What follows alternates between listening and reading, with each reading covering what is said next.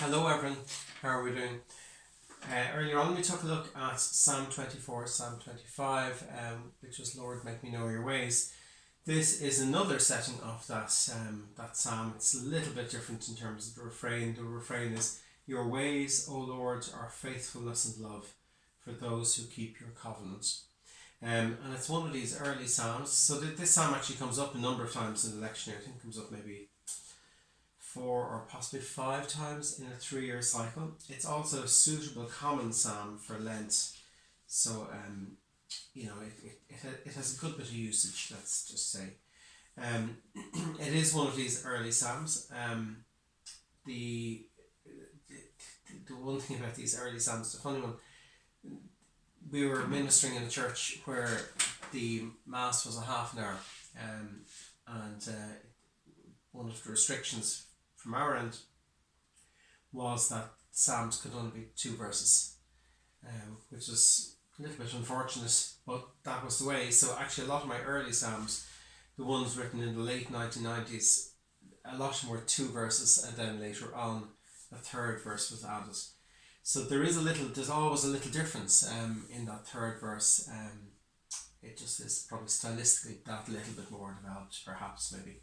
So anyway, this psalm, 4-part choir, an organ or piano, and then cantor. It's kind of one of these no frills psalms, no additional instrumental parts. It just does exactly what it says in the tin. So here we go.